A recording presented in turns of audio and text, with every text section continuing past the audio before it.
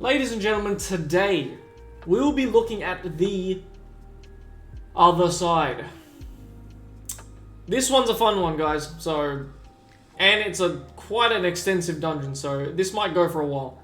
Grab a coffee, get some food, sit down, pay attention, because a lot of people do this dungeon wrong, and I'm here to show you how to do it correctly.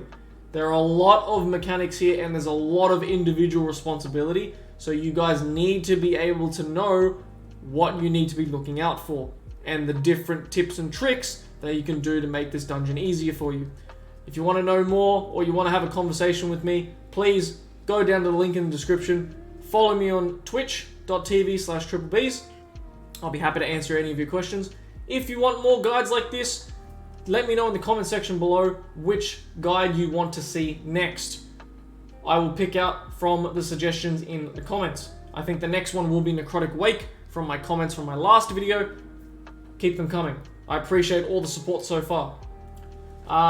We're going to go right now, straight into the key. I've chosen a 26 DOS to show you guys because there are some parts in this dungeon where we screw up, which I can explain what you should be doing and what you definitely should not be doing. We still eventually time this key with 1 minute left to go. We could have done it a lot quicker, but this is a good example of the good and the bad out of this key. Let's just go right through it. First lost point is going to be straight up on your first pack here. Some people go right side. I will be going left side using a woe and then going straight to Ardenweald. So let's give this a go. So here we are. I'm going to be running in immediately, grabbing the first packs, blood boiling to get aggro, going in, popping my rune weapon and grabbing everything together. Now, abilities here to look out for. You've got bone soldiers, you've got cultists, and you've got the relics and the warlord. Now your warlord is going to be the main person. That is the one that enrages and hits the tank for a shit ton of damage. You need to make sure that it is deraged and it is removed immediately, otherwise your tank is going to get a pelting. You can have 3 different classes that can do this. You can have a tranquilizing shot from a hunter, you can have a soothe from a druid, or you can have a shiv from a rogue. Those are the only ones that can do it, I'm pretty sure. If there's another one, please let me know. Those are the ones I can only think of. Otherwise, you also have the warlords spawning these blade storm looking things. At the bottom here, looks like a ravager from a warrior. Do not stand in it, you will take damage over time. Very simple. We're going to get woe here. Now, as you can see, there was a spawn there called Dark Lotus. You can see it at the top there. My weak aura or my big wigs is telling me Dark Lotus has come out. That is spawning this purple stuff on the ground. People get hit by this all the time. It is insane. Scribe is a kick you don't really need to focus on. This is not very important. Dark Lotus is the most important out of this specific pack, and deraging the warlord as well. Getting the interrupt on woe is very important as well. Get someone to dedicate to get woe so it never gets missed. Dark Lotus, if you stand in it, you're pretty much dead. It's a magic ability, so you can use magic defensives to mitigate it if you need to stay in melee for some reason.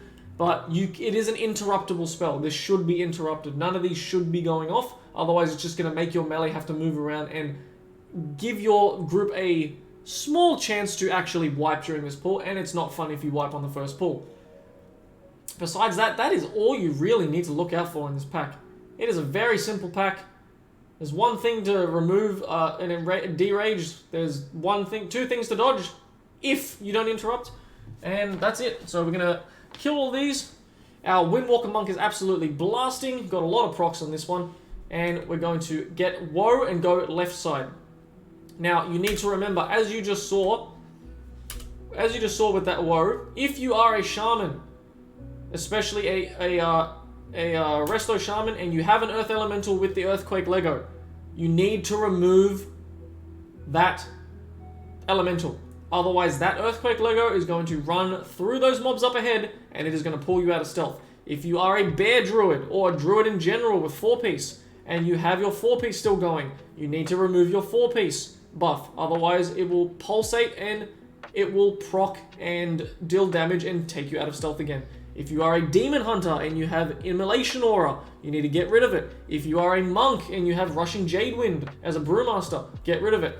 You catch my drift. If you have something that is still active and over a period of time on you in Woe, regardless if you're in stealth or not, you need to make sure you remove it. Otherwise, it will pull mobs and it will be a bad time for the rest of your group. Now, we're going to keep going. We're going to use this Woe buff. We've got 40 seconds left. Go straight through these mobs. Don't even worry about it. And here, we are going to, once you get to the beginning of the gauntlet here, or this little area, you need to stop. Don't just go straight ahead, because you will die to this gauntlet area.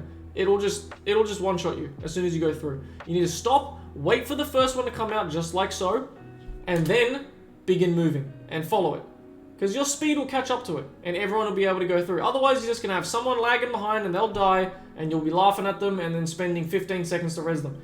Now, as you go through here, this is the perfect positioning. You've got the left pack with the Shimmer Moths, you've got the right pack with the Menders and the Bark Binders, you've got the middle pack with the Shimmer Moths, and then you've got the one that is padding with the Rune Stags. You're going to grab all 4 of these individual packs together. This is your first pull in Ardenweald.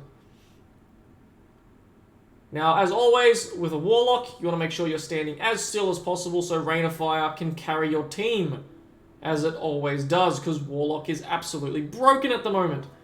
Make sure you utilize it until it gets nerfed. The only thing you need to watch out for here is Soporific, sorry. I don't even know if I said that right. Pretty much the Shimmer, which is a debuff that you can see on the unit frames here. Me and the Monk have them at the moment. Once it gets to 10 stacks, if it does get to 10 stacks, you will go to sleep. You need to, the only thing you need to do to put the stacks back at 1 is jump. That's it. So make sure you don't go to sleep. Make sure you're jumping. Very simple. You should be jumping anyway. Most people jump during their abilities regardless. So make sure that doesn't happen. That can get removed as well. You can decurse it to get rid of it.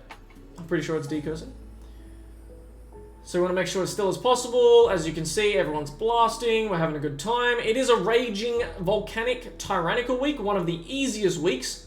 So tyrannical being the main issue here, because DOS on tyrannical it's a little spicy, to say the least. Our next pull is going to be all of these mobs, including the pack of Blade Beaks here.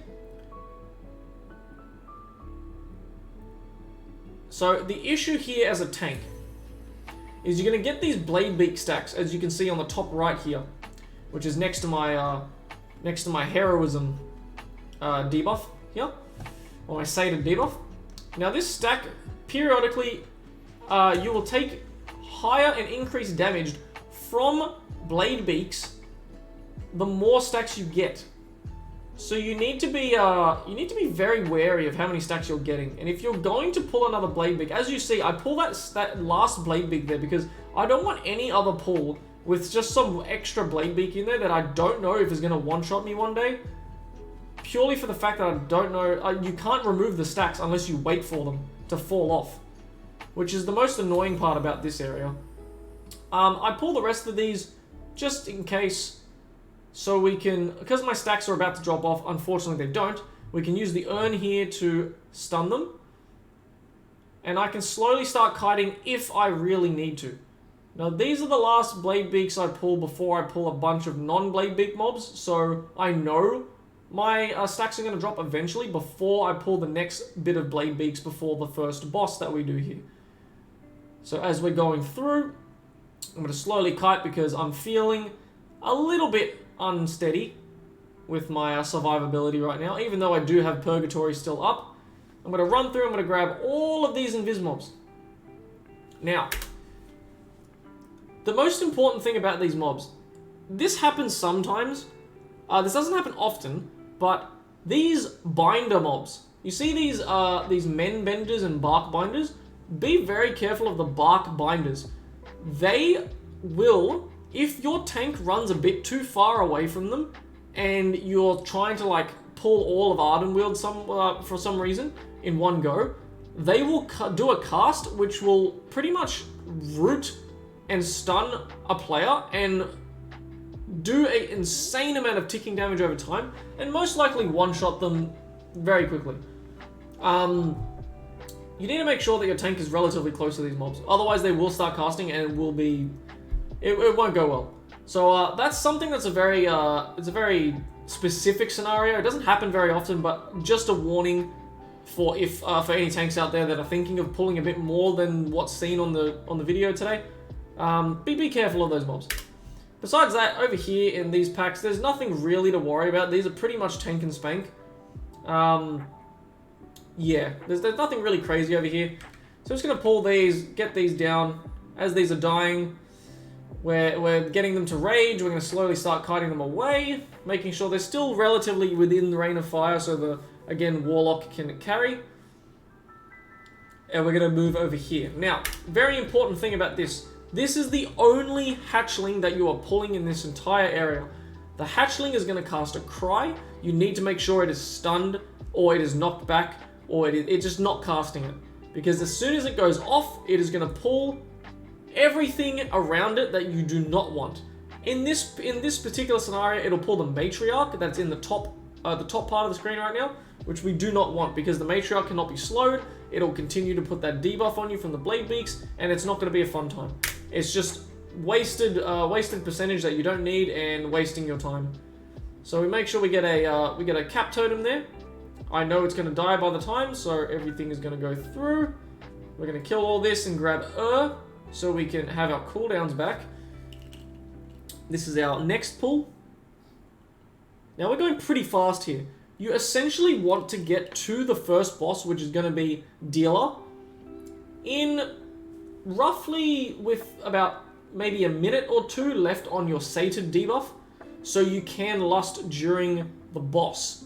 Now ideally that would be your timer for Tyrannical, because you really want your lust timings on Tyrannical. Unfortunately though, we are going a little bit too quick for this area, which prevents us from being able to lust this first boss, which does screw us up a little bit during the fight, but we end up using it later on instead on the pack afterwards, after this first boss. So I'm going to pull all these. As you can see, you're pulling the 3 invisible mobs that are in that little alcove there. You want to make sure you get that because this route is pretty much 100%. That's probably a little bit over, but you need to make sure you get those 3 to ensure that you have enough percentage by the time you get to the last boss. So we're just going to pull all these together, make sure they're dead. Now, we're 6 minutes into the dungeon, and we got 4 minutes left on our sated.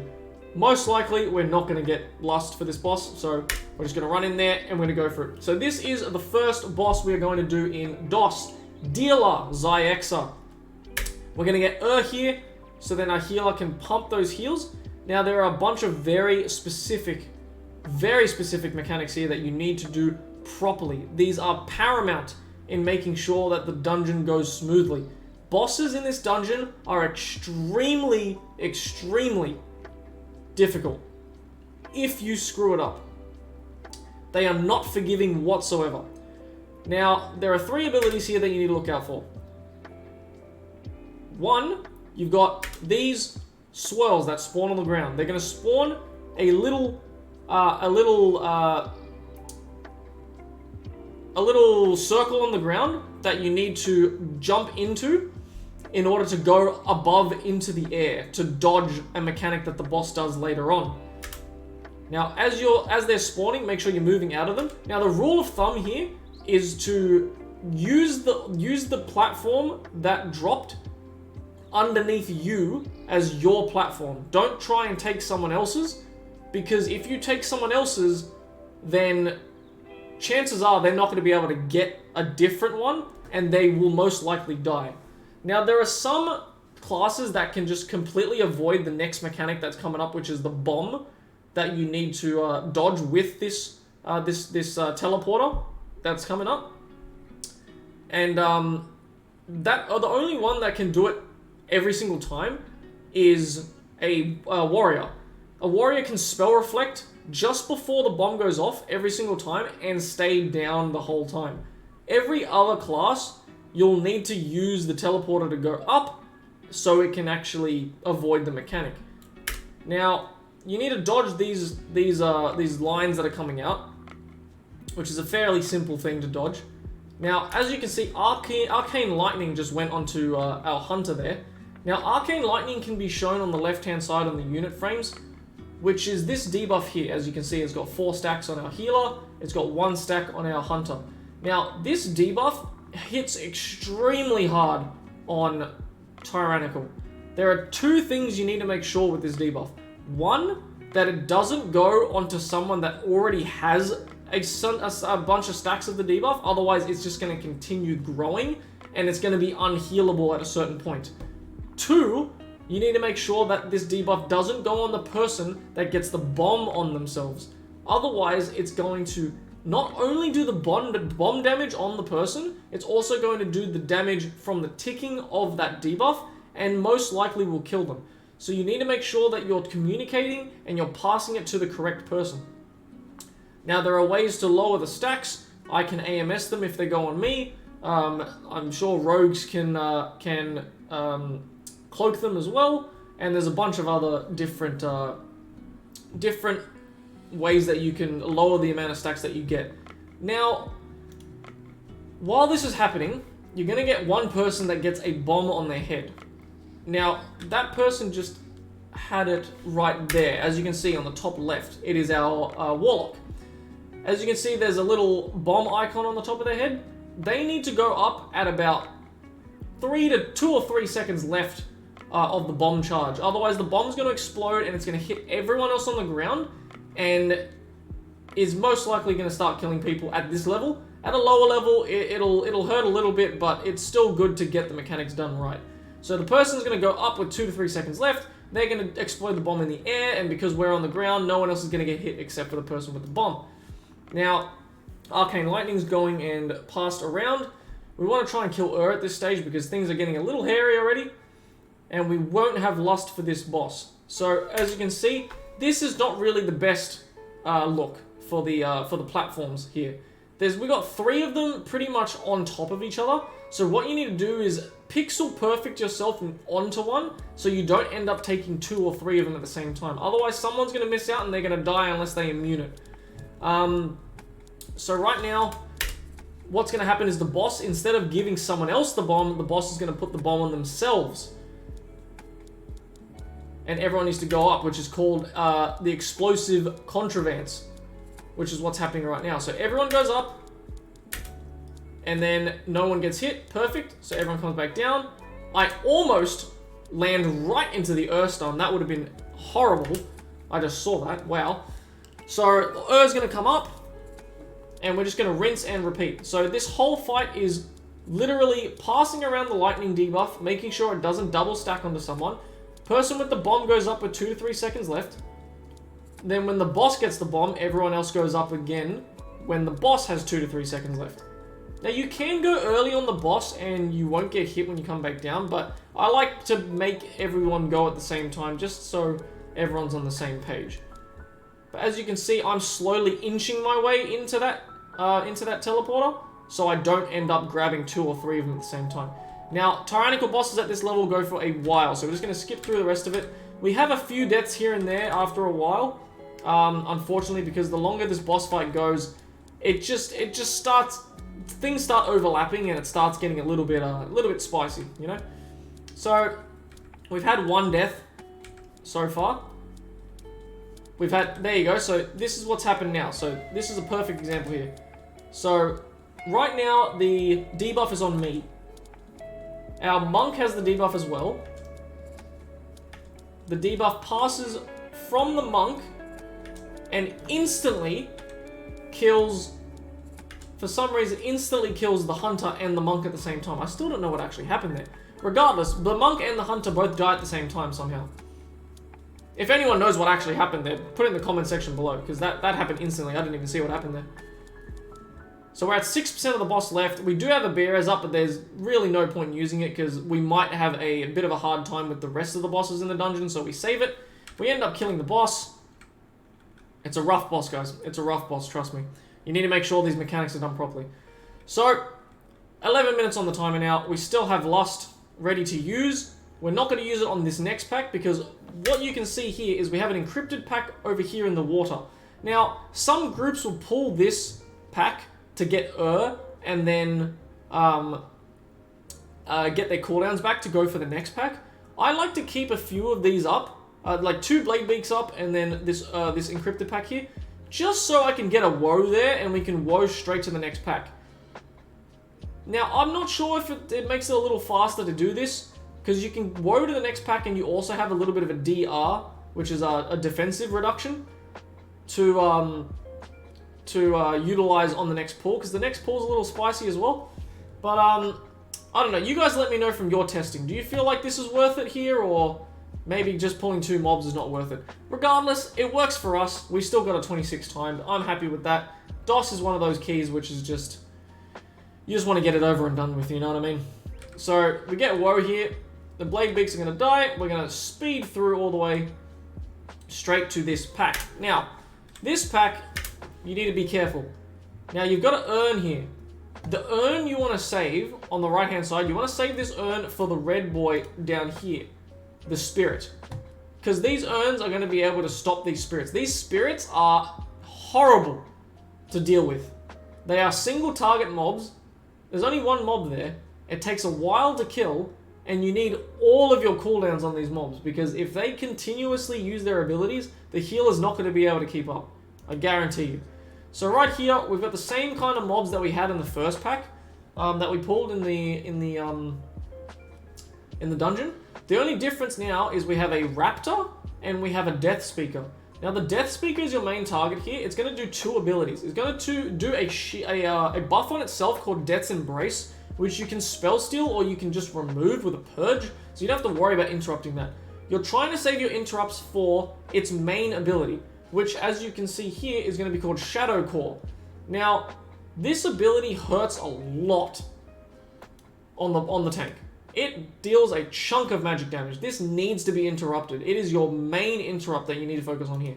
Now, also you can see a debuff on me, which is a poison debuff that can be removed or dispelled, and a poison or disease debuff that can be dispelled, and it'll happen over time, but it happens from the raptors.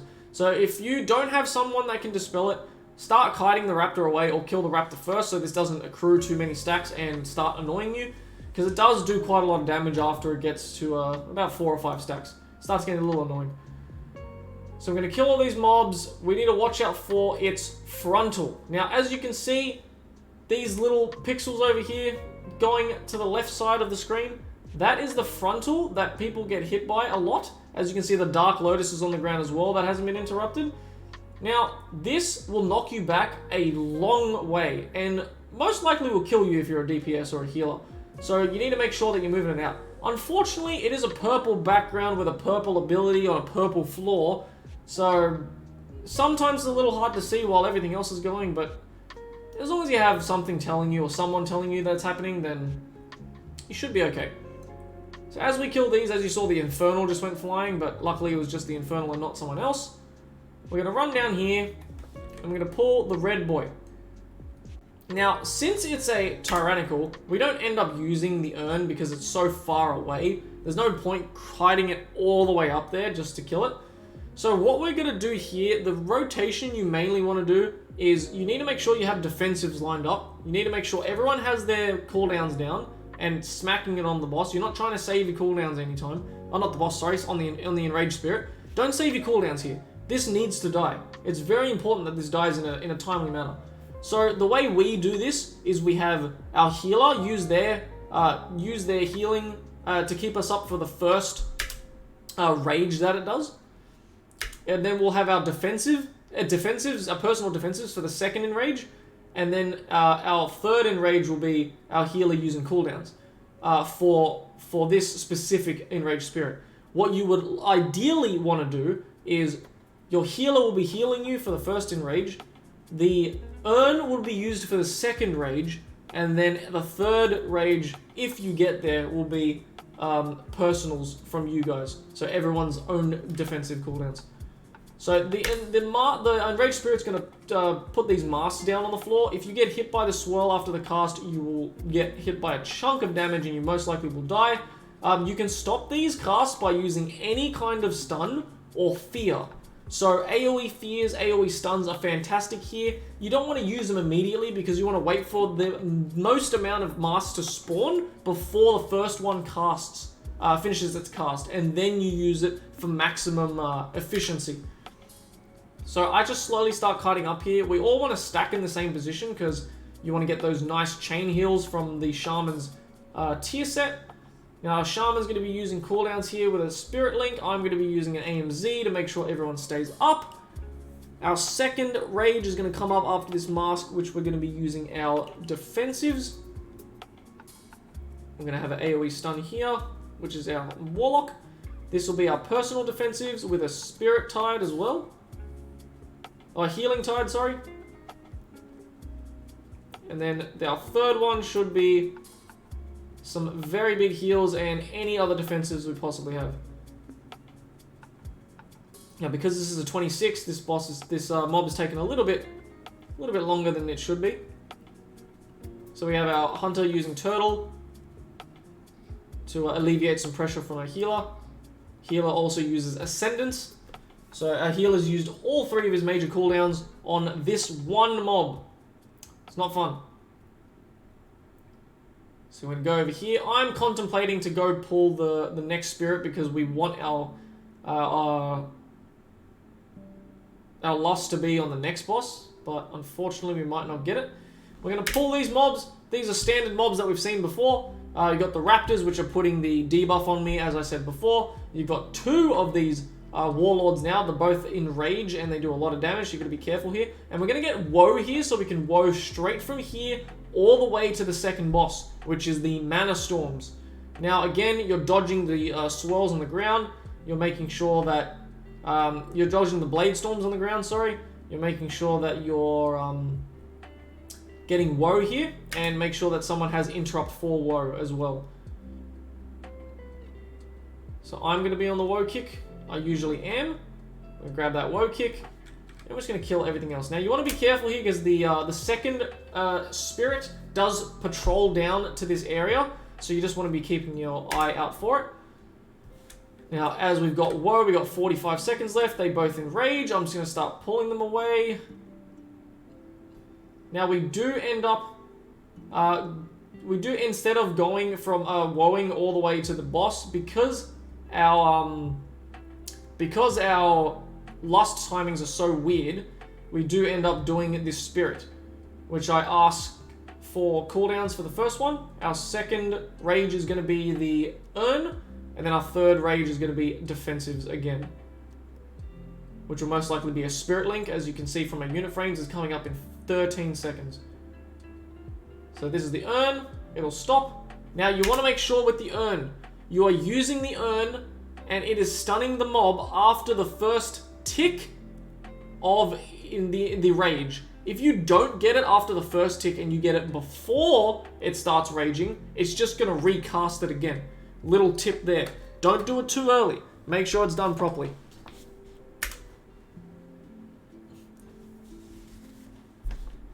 Okay, then we've got our third one coming up, which is going to be a Spirit Link. And a Turtle as well from our Hunter. As you can see, the damage is quite insane. So again, ideally in a DOS run, you would use that Woe from before with the double Warlord pack to go straight to the boss, but because our Lust timings are a little off, because we did Ardenweald a bit too quickly, we end up doing a little bit more extra trash beforehand. For Tyrannicals, you want your Lust timings on the first pack, first boss, second boss, and third boss, which will be Hakkar, and then you don't have Lust for Mueh'zala. So this drill, what you need to do is wait for it to go to the side. If you're going to be running through without using Woe, you need to make sure the drill is gone to the other side. Then it'll stay on one side for about 10 to 15 seconds before moving to the other side as well. You can just hug the opposite wall to not pull it. Now instead, we're going to be grabbing this dog pack to get Woe from here to go straight to the next boss to help our Lust timings. Now this pack is the worst pack for tanks in this dungeon, or pretty much any dungeon, honestly. I feel like this pack is horrible to deal with as a tank. It just hurts a lot. So what you're going to do here is there's a bunch of these mobs called headless clients. What they're going to do is little spin to wins, and if you stand in them as a melee, they will tick for a lot of damage. You need to make sure you stun that ability and or move out, just pretty much. The dog will put a ability, a lightning ability on a player, and also do a big chomp tank buster mechanic on the tank. So that woof is the ability that's going on a player. As you can see, there's like a blue circle on someone. If I can get a better angle at it, all it does is just knocks you down and stuns you for a few seconds. If that circle hits anyone else, it will, so that big circle there, if it hits anyone else, it'll do the same to them. So you want to make sure you don't hit anyone else and you move out of melee range and just go into a corner, let it hit you, and then come back. The discharges, very important to interrupt. They will hurt after a while, and these extra buffs that they get, you don't really have to worry about them. They're just going to keep getting them. It just gives it a bit of a speed boost. So they're not too important. Just make sure that you're dodging the spinning ups. You're making sure that the woof is by itself. You're not positioning yourself anywhere close to where you guys just came from because you don't want the drill to come in. Now, unfortunately, we did get Vi here for some odd reason, which was not the play. And like I said at the start of the video, this dungeon was by no means clean. There were a lot of issues and a lot of things that could have been done much better. But I'm showing you this purely to show you the good and the bad and what you should be doing and not doing. So right here, I call for we invis and then we also belt. So you can invis all the way if you're fast enough. I Death's Advance prior and then I invis through. Now invis lasts for a long enough time that you can skip all of it. So right now I've got 4 seconds, 3 seconds, 2 seconds, and I just make it in time, right? You want to make sure you dodge the sludge. If you get hit by the sludge, you'll get yeeted off and you'll die. We have to res our Warlock. Warlock's a wheelchair class. Feels bad, man. And now we'll be starting the second boss. This is a long dungeon, guys. Goes for a while. Not sure why I'm looking at the shop here. I think someone's asking me to go dwarf, which I do eventually do. Because dwarf is very, very strong right now for tanks. So we've got 3 minutes left on Lust now, which means we'll be able to use it on this boss. Now this boss, oh boy. This boss, someone always does something wrong on this boss. It is insane. So, a lot of things to do here. One, this boss, we're going to get Frostbolt is going to be cast by Millhouse. You need to make sure you're interrupting it. Just does damage to the tank. No point not to. Needs to die immediately. These power crystals are going to spawn, as you can see. You need to soak them. They give you a damage buff. It goes on the boss. It's going to pulsate AoE damage around the room, and it is not fun to heal. Now, the reason why you want to kill quickly is because of this. The Force Slam happens at the same time as the first Finger Laser Extreme comes out, which is the big Z on the ground with the fire. Now, I'll explain the fire and the Z afterwards. Right now, I'm going to AMS it to avoid getting stunned. Now, once is down, as you can see, there's 2 crystals now. 2 crystals spawn. Now, here we go. So we've got the laser. As you can see, you've got the red arrow on top of 2 people here. Now, the arrows are going to be on our hunter and our shaman. What you need to do is position the boss in the middle as the tank, and both people with the arrows need to go on opposite sides of each other and stay still. Once the ability comes out and has drawn the letter Z on the ground, people that are on top of that line need to move to the side, wait for it to erupt, then move back to where they were, so you don't get stunned and take a lot of damage. Not a fun time if you do. So the Z is going to come out, we move to the side, and we get ready for the next one. That is pretty much this half of the boss. Now, also with the crystals, you don't want to take too many stacks because the stacks it does do a lot of ticking damage, and that's just excess healing for the healer. But if your healer can deal with it, and if you have defensives as well, you can make sure that as long as you can survive it, then go for it. Get the extra damage buff, do more damage, finish this boss as quickly as possible. Now, what's happening now is we've got Maleficent coming down. She is going to spawn these bombs. Now the tank can, as long as you position properly, the tank can click these bombs as they're coming out so the healer doesn't have to run over and get them all the time. Sometimes it just doesn't work. I've tried to angle it and make sure it's in the right position. There's a little trick to it. I still haven't really figured that out yet, but sometimes it works for me, sometimes it doesn't. If you know the trick, let me know in the comment section below, because it's always a hit or miss for me. So as you can see here, I can't click it, so I have to get the healer to do it. Also, you need to be wary as a tank. If this is a high level key and you're doing it on Tyrant, if you do click it, you're in the middle of a cast, which means you cannot dodge or parry during that cast. So if you're absolutely taking a beating from the boss, it is highly recommended you don't try to get the bombs. Get the healer to do it, because it will hurt, and you most likely will die.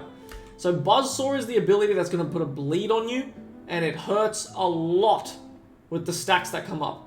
So you need to make sure that the next ability, which is the stun, which is called Shadow Fury, which is on our Warlock right now. It is a purple circle around the player. Every time you get it as a player, especially if you're a squishy DPS player, you need to use some sort of defensive. Otherwise, it's going to do a lot of damage to you, and you need to make sure that the very edge of the circle is on the boss, not on a player, in order for the boss to get stunned.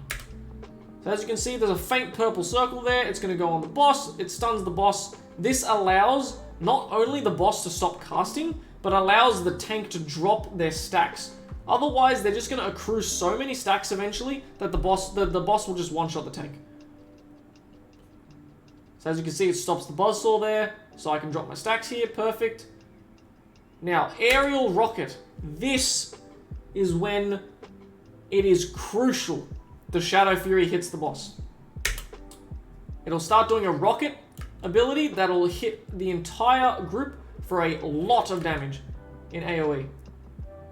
So you're going to drop the Shadow Fury on there. Good. And then we're just going to rinse and repeat, go straight back to Millhouse. Now, you have to remember, these bosses, it's just rinse and repeat from here on, by the way. These bosses will phase at, I'm pretty sure, 20%. Now, the thing is, if you phase these bosses, phase these bosses at 20%, or not 20%, sorry, it must be 10%. If you phase these bosses at 20%, 10%, sorry, before the other one can be killed, it'll just continuously do the cast. So, as you can see here, Maleficent came back down at 30%. We just killed Millhouse at 10%. That last ability Maleficent does with the rockets, the reason why Shadow Fury comes out is because Millhouse is the one doing it. If Millhouse is already gone, there won't be any more Shadow Furies that you can use to stun the boss, which means this is a crucial now or never. We have to get this Maleficent boss down to 10%, otherwise the rockets are going to keep casting and we're just going to die eventually. So this is a burn phase right now. We need to make sure this boss gets to 10%. Otherwise, we're just going to die.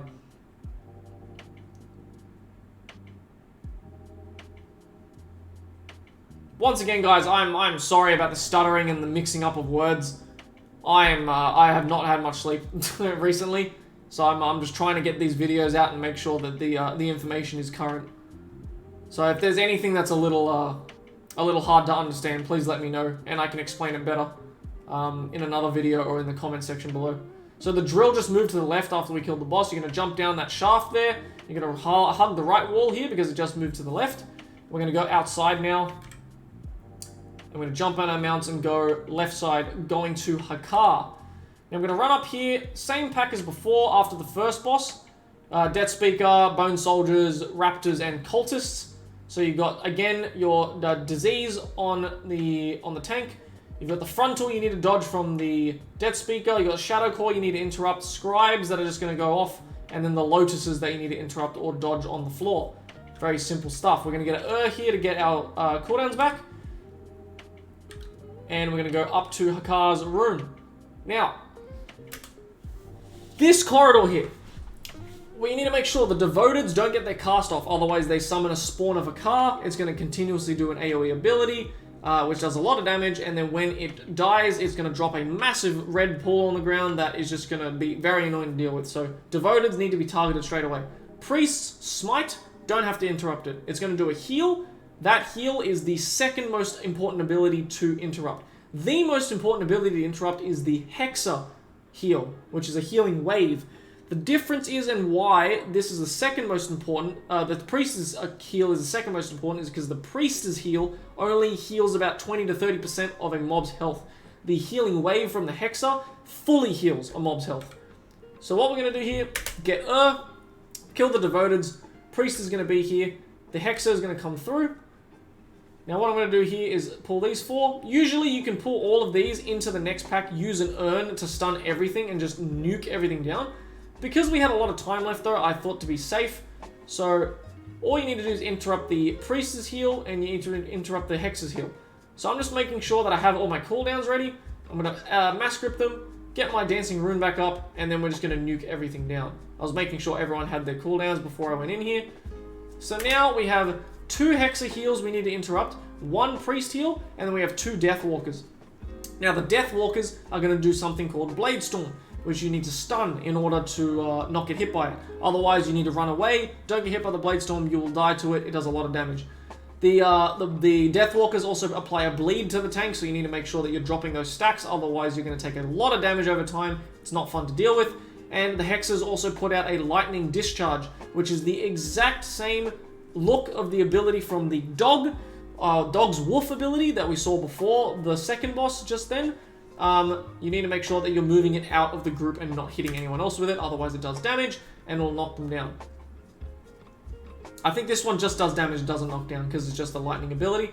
So I'm going to kill all these, standard stuff, and I'm going to go to the last 4 mobs by the door of Hakkar's room, which is the same 4 mobs that we just versed then. 1 Xy'exa, 1 Priest, 2 Deathwalkers. Now, the last thing you need to worry about is the Deathwalkers, when they die, they will release a ghost out of their body. This ghost needs to be purged. So you can use a Blood Elf Arcane Torrent, you can use a purge from a Warlock Fell Hunter pet, you can use a Trank Shot, not a Trank Shot, sorry, you can use a purge from a Shaman, or you can use, I'm pretty sure Hunters have a purge as well. I might be wrong there. Sorry. I'm going to grab our Hellstones here, and what we're doing here is we've still gone a bit too quick from going from the second boss to the third boss here, which is Hakkar. Now, you really want to have lust for this on Tyrannical. Since we have 4 minutes left, we're literally just waiting on cooldowns. I'm telling the guys to wait on their cooldowns. Tell me when there's about 3 minutes left on the lust, so then we can go, because this boss is going to be about 3.5 minutes. So we're going to wait here for about a minute. We're just getting our food buff. We're just chilling. We wait here for about a minute and we go and send it through. Now, this boss is extremely difficult for a lot of groups. They do not know how to do this properly. I'm here to explain how you are supposed to do this. Now, there's a few things you need to watch out for.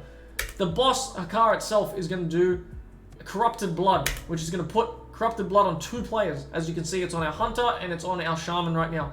Just don't stack on someone else. The Corrupted Blood will fall off eventually. Make sure they get topped off and they're healing. Hakkar will also cast a Piercing Barb on the tank. Use a defensive every time it happens. For this case, I will use a Rune Tap every single time, or I'll use an IBF or something like that. Is going to come up.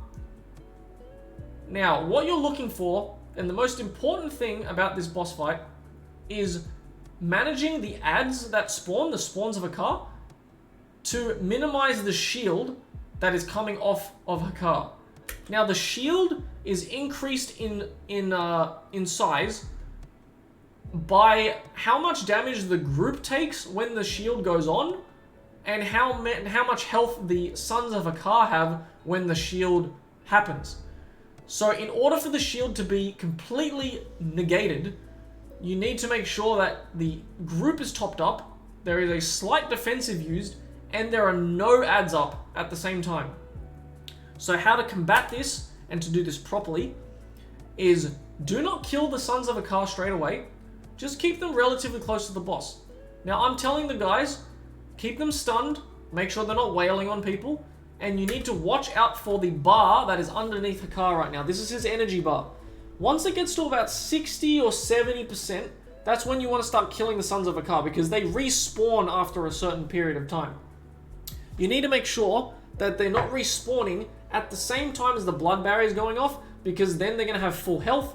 Hakkar's going to siphon the health out of that and put it into his blood barrier, and then it's just going to be a massive shield that you're going to have to deal with, and it's not fun at all. So we make sure that we kill the Son of Hakkar before the shield goes off. So now we have a puddle on the ground. We move the boss out. The boss is going to get to full energy. It's going to cast the blood barrier, and the shield is barely existent, as you can see, because there's nothing for it to siphon. Perfect. Now, with the lust timing on this, you need to make sure that you're using the lust right at the end when there are about 3 or 4 adds up, because that's when it starts getting a little spicy for the healer to keep everyone up while you've got these corrupted bloods going off. You've got the blood novas coming from the adds, and then you've also got pulls on the ground. The adds are wailing on people. There's so much going on. So unfortunately, there's an ad that spawns at the exact same time as the blood barrier is going off, so that's not ideal. But we do kill it anyway. So now we've got about 50 seconds left on Lust. I end up purging there from a piercing barb, most likely. Hakkar's at 70%. I mass grip. Hakkar's at 70% energy, sorry. I mass grip. Make sure everything is dying before the energy goes to 100. Everything is dead. Blood barrier goes to 100, and the blood barrier is non-existent. Perfect. So that's how you're supposed to do it. Now I'm waiting for all the adds to spawn before we lust, and we nuke down the last bit of health from the boss. So the adds are spawning. I call for the lust. In 3, 2, 1. Good. I grip that last Son of Hakkar. We get an AoE stun, and we just absolutely nuke everything to make sure that none of these adds are up while the boss is doing the blood barrier. So all the adds are dead. There's 1 add left, unfortunately. It kills 2 people. I get a B-res on both of them because we've saved our reses from previously. And then we just nuke down the boss's final bit of health. And we kill the boss. Perfect. Now, going to the last boss. At this level, you need about 6.5 minutes. This boss takes a long time. On Tyrannical, or anything above a 20, you want to be trying to put a group of 2 on the front, on one totem, and you want a group of 3 on another totem. Now, the totems will spawn a portal. The boss will spawn a portal on each corner of the room. So by corner, I mean one will be on the left side where the stairs are, one will be on the right side where the stairs are, one will be where his right hand is, and one will be where his left hand is. Now, you want to make sure that there is a person assigned to each one on a lower key if you do have enough damage to kill the ad yourself, which I'll show you later on. If you don't have enough damage, or in this case it's a 26, we need to make sure that we two-phase this boss. So we're going to have me, our monk, and our healer on the front right, and we're going to have our warlock and our survival hunter on the front left. And we're going to go to the same spots each time. And you can tell where the totems are designated by them being around the room on each platform. There are 4 platforms. So this close one on the left here is signified by the portal on the left. There's a close one on the right, signified the portal on the right. There's one at the far right, which is the front right hand, and then the one at the far left, it means the front left hand. That's how you know which portal you're going to. Just for later, just in case someone misses a portal and you're trying to figure out where to go, you can just tell by looking around the room. So we feast up, we make sure we're ready to go. We go in. Now for this one, you want to try and get or you can get Vi. Vi is a little annoying purely for the fact that Vi jumps around all the time and you want to be close to the boss. Tanks, make sure that you're always close to the boss. Otherwise, I'll show you later on, this happens. Where the boss starts doing an ability which signifies that there's no one on the platform, and it'll start doing a bunch of AoE damage and just kill everyone. Which almost wiped our key, actually. So what's happening here is, as you just saw, there's a debuff where you can see there's a timer on everyone. What that does is going to place a circle on the ground. You need to make sure you're placing that circle at the front here, so it's out of the way from everyone. If you just place it in the middle of the room somewhere, it might interfere with the next ability that comes up from the boss, and people might just get hit by it, because there's too much going on. Now, Soul Crusher is the tank buster ability. You just need to make sure you use a defensive on it. Now, it's going to cast Master of Death, which is the 3-pronged ability that's going to do, or the 3-point ability it's going to do. It's going to use its right hand to send out a beam on the right side of the platform, its left hand on the left side of the platform, and then both hands on the front side of the platform. You need to make sure you're dodging it by going into the opposite portion of the platform.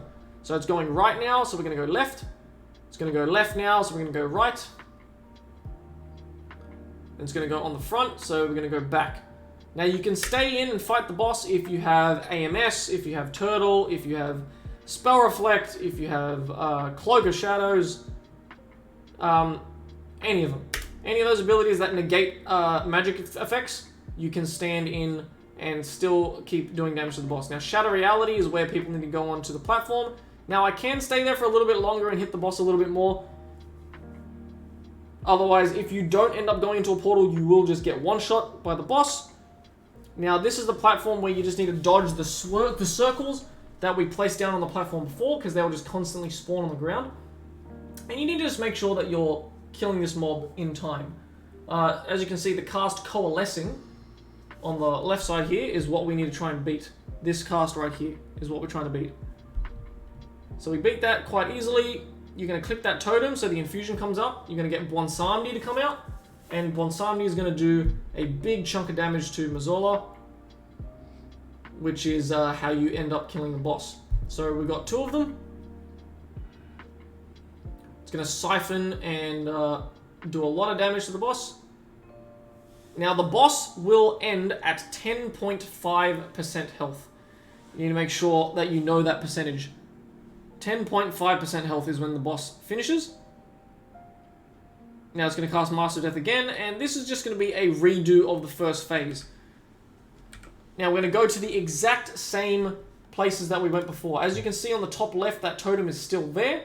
So what happens is, if there's a totem that's not done, the totem is going to transport the ones that aren't done, which in this case were the back right and the back left, are going to transport to the opposite side. So that's why we go to the same area, because those back ones just transferred to the front. That's why those totems are in the same areas now. So we're going to still dodge the Master of Death. We're going to go back into the same portal. Still kill the Shattered Visage, which is the same thing. Go back to Mueh'zala. Now here is where it starts getting a little spicy. Now it's at 14.5%.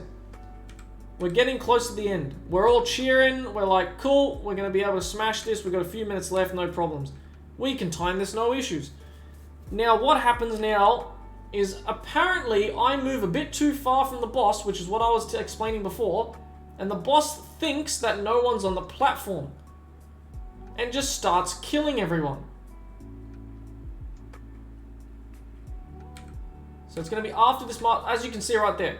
So what happens here is we go through, for some reason our monk ends up getting hit by that. Frontal. I'm about to res him. And from here, see where I am right now? I'm in the melee range. I'm in melee range. But the boss thinks that I'm not and starts killing everyone. So everyone starts dying. Which now we're all shitting the bricks. We're all scared. We're like, what's happening here? Now our warlock ends up getting seeded, so the boss doesn't despawn. Luckily, I wait for this right hand to go off. I get up with my soul stone, and now it's just me and the warlock. It's on 10.5 right now, but we have to stay alive. And we end up getting the key. Woo! That one was a butt clencher. That one was a butt clencher. That was not a fun key, but we did end up timing it. Even though the boss kind of bugged itself, I'm not sure if that was the reason. That was the reason because it suspected me that I was outside of its range. Because that's the only reason why the boss does that ability. I don't know if there's a hidden enrage timer or something in there. I don't think there is, but if that's happened to you guys, please let me know in the comment section below. But regardless of that, that was the other side. There was a lot to go through. A lot to go through. Make sure you look at the timestamps in the description, guys, and pick and choose what you need to look out for. Once again, sorry for all the stuttering and the rambling. I am extremely tired, so I might redo a DOS video later down the line, maybe in next season, to make it a bit more clearer once I learn how to edit and all that. But I appreciate you all for watching. Thank you very much for all the subscriptions so far to the channel. We just hit over 100 subscribers in the past few days, so that's a really good start. And upwards and onwards from now on. I'm really enjoying doing this kind of content. I'm really enjoying streaming, and I couldn't be happier, honestly. And thank you very much for watching, guys. For the next video, please make sure you comment down below what kind of the next dungeon you want to see is, and I'll try and get it done as fast as possible. Without further ado, thank you very much. I'll see you next time, and till then, peace out. Stay safe.